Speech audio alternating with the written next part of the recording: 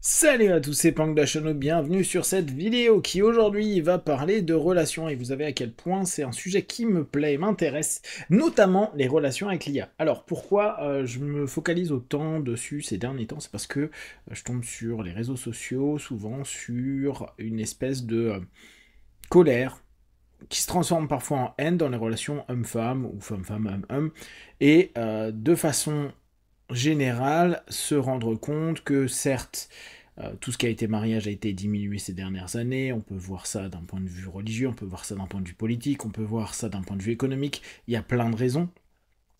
Néanmoins, ce qui m'intéresse, c'est ok, donc ça se passe comme ça, il y a des tensions intersexes, intergenres, etc. Et ça fonctionne pas tellement les relations. Pourtant, et moi c'est ce qui me plaît, c'est qu'on a aujourd'hui un paquet d'outils qui, logiquement, devraient nous permettre de nous dire, ça va, on va mieux communiquer, le fameux on va mieux communiquer, c'est un manque de communication qui fait les problèmes. Non, non, on peut très bien communiquer, ne pas vouloir entendre, ne pas vouloir écouter, ne pas vouloir dire les bons mots, et pourtant on sait très bien communiquer, c'est-à-dire qu'on sait ce qu'est un émetteur, on sait ce qu'est un récepteur, on sait ce qu'est un rapport, on sait plein de choses, on peut y ajouter si on veut euh, une notion qui va être plus d'adhésion, une notion qui va être plus liée à de l'empathie, bref, on peut y mettre un million de choses, et pour autant on s'aperçoit que c'est pas gagné du tout. Et il y a notre pote Lia qui est arrivé par là, et j'ai un article là, mais j'en ai un autre ce matin que j'ai lu, donc je me dis, quitte à faire de petites vidéos sur le sujet, ça peut être cool, j'en ferai bien sûr d'autres. Et là, c'est en l'occurrence un article que vous trouvez sur sciencepost.fr et qui est un tiers des Américains ont eu une relation intime avec elle, et c'est très inquiétant. Donc c'est monsieur Brice Louvet qui nous a proposé ça. Et si l'amour humain n'était plus l'unique horizon de nos désirs? Selon une enquête récente, près d'un tiers des adultes aux États-Unis avouent avoir déjà entretenu une relation intime ou romantique avec un système d'intelligence artificielle. Donc, bon, à la limite, on peut se dire, il y a du porno, il y a si on revient dans le passé, il y avait le Minitel rose, il y avait le téléphone rose.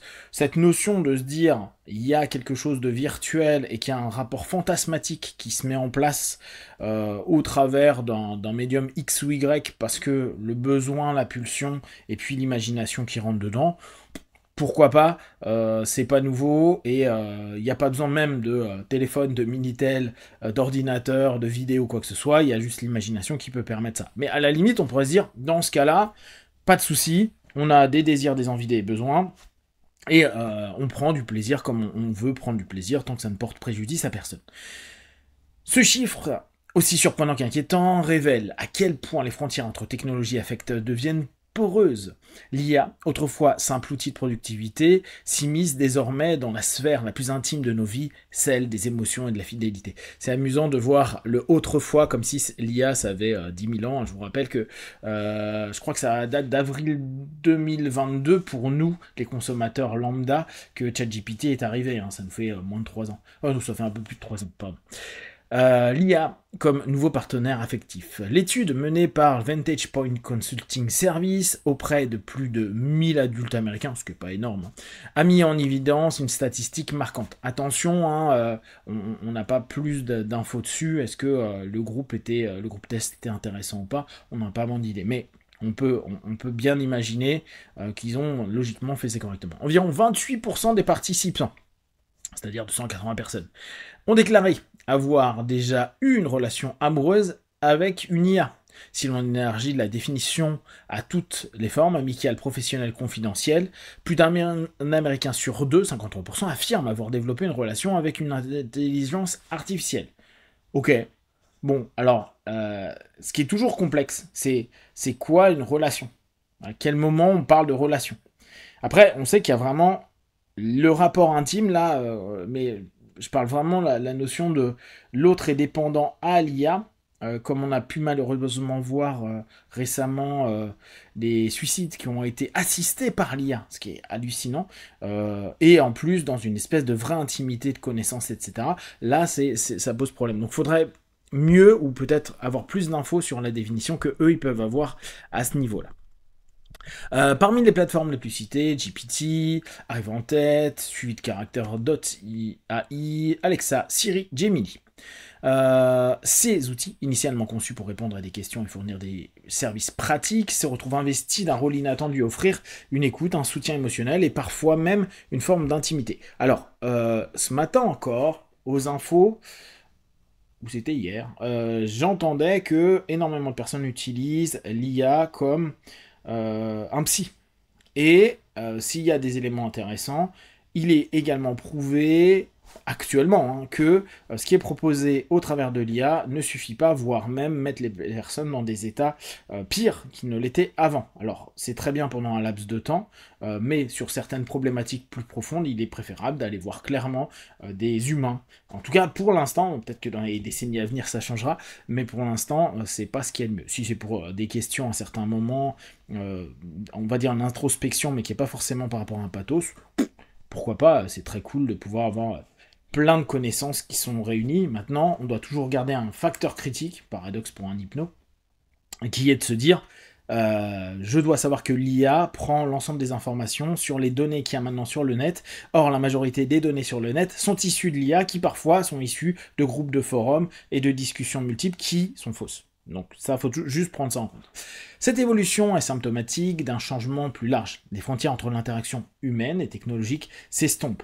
Pour certains, discuter avec une IA est perçu comme plus simple, plus sécurisante et moins conflictuelle que d'échanger avec un partenaire humain. Bon, on voit à quel point, nous, humains, on a besoin de sécurisation et que on préfère avoir un outil qui ne nous contredit jamais, plutôt que un outil qui pourrait nous dire niet. Et ça a été à l'époque, au passage de 4.0, je crois, de ChatGPT à 5, ils ont voulu que ce soit moins connecté, et moins connecté, moins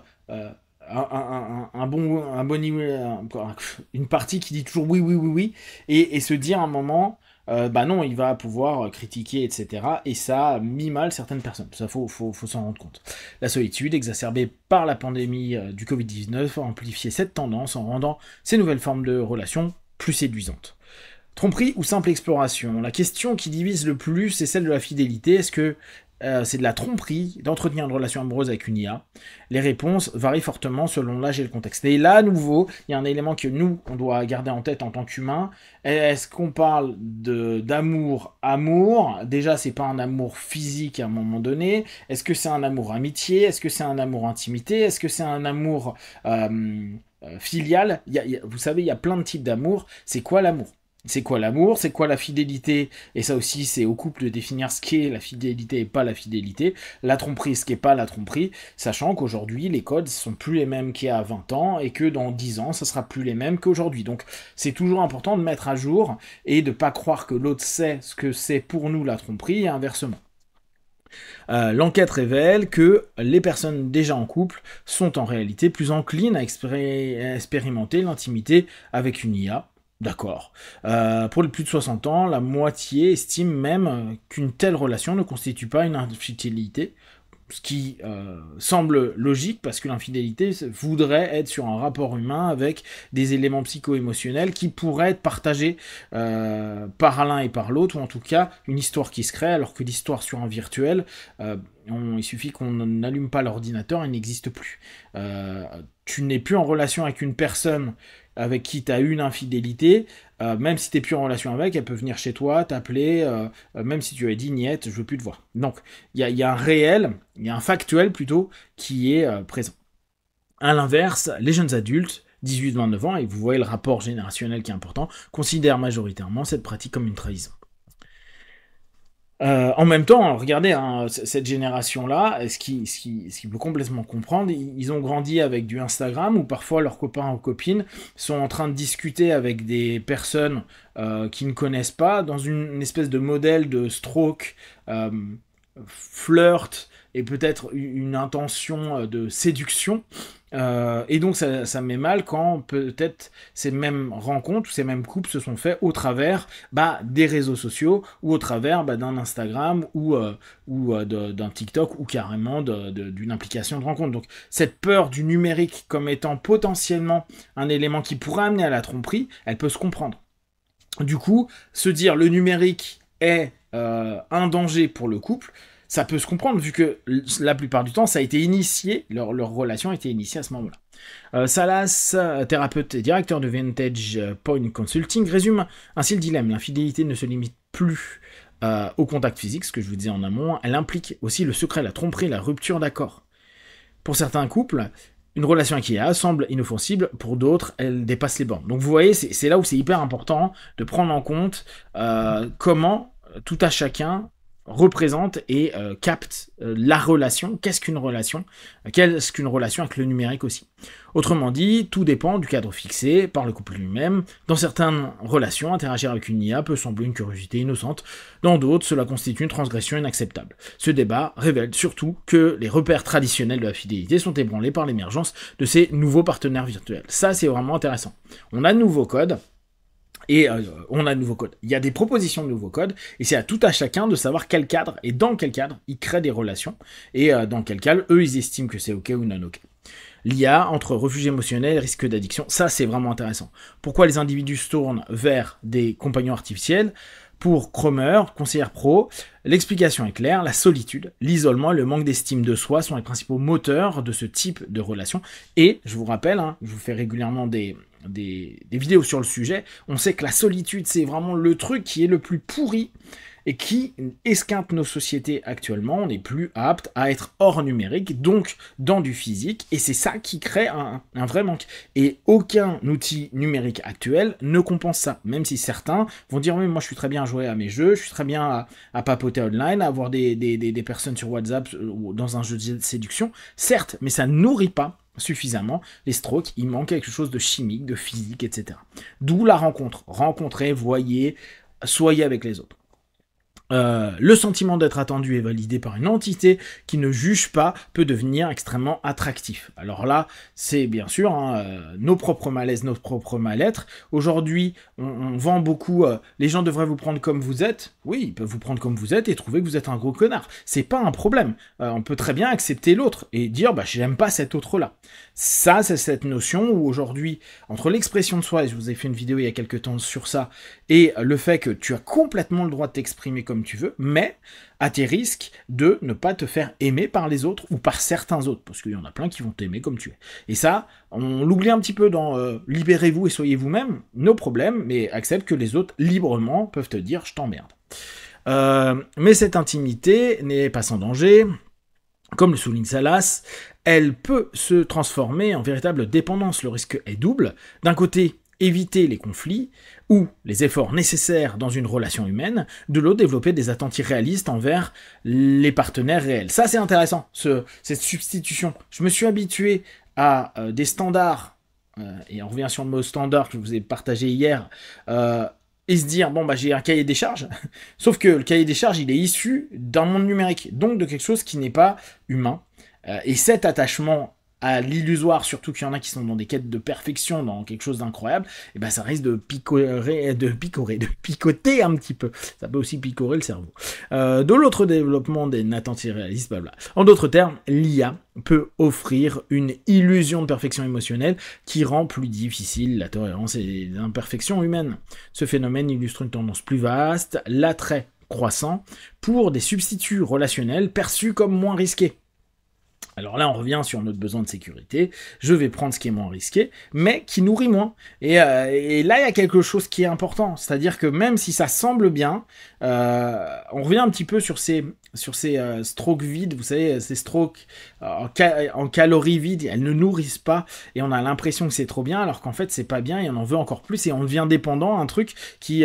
allez, si on faisait un comparatif avec les aliments, qui reviendrait à prendre beaucoup de d'éléments comme de l'aspartame, et on va te dire au bout d'un moment, ah bah oui, bah l'aspartame à gros niveau, ça peut faire des cancers. Donc oui, t'as pu boire plein de coca, light, il n'y avait pas de sucre, t'as pas pris de calories, mais au bout du compte, t'as continué à prendre, t'as pris une addiction, et en fait, c'est pas le sucre qui t'aura fait du mal, c'est son substitut. Donc là, on a un peu le même problème. La relation avec l'IA apparaissent sûre, sans danger, fascinante, mais à long terme, elle pourrait fragiliser les compétences sociales. Ça, c'est un vrai problème. Je pense que celui qui développe une intelligence sociale et des compétences sociales sur les années et décennies à venir va complètement être une personne valorisée dans ce monde-là. Il faudra qu'elle comprenne le numérique, mais si elle continue à avoir des compétences sociales, ça va être extraordinaire. Compliquer la construction de liens humains durables. Une révolution sociale à surveiller de près.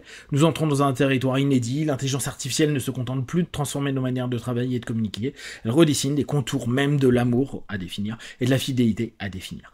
Comme l'explique Salas, même les personnes qui entretiennent des relations humaines épanouissantes peuvent explorer l'intimité de l'IA, non pas par manque, mais parce que cela leur semble sûr et fascinant. Ou parce qu'ils sont curieux et que ça les excite et que ça les amuse. Il y a plein de choses aussi, il faut revenir sur des trucs très basiques.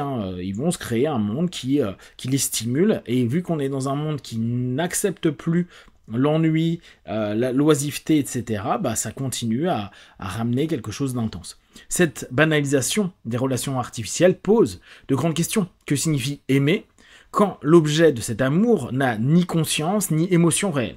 Comment définir la trahison dans un monde où l'on peut cacher son partenaire une relation virtuelle avec un programme? Et surtout, que deviendront la notion même de couple si la technologie continue d'offrir des alternatives séduisantes aux relations humaines?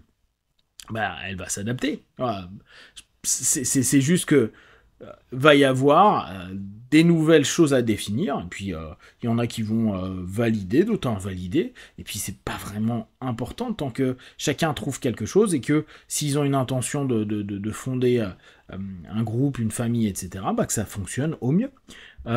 L'étude n'apporte pas de réponse, mais elle révèle une certitude: l'intimité avec l'IA n'est plus une curiosité marginale, elle est devenue une réalité pour des millions de personnes. La société devra tôt ou tard s'adapter à cette nouvelle donne.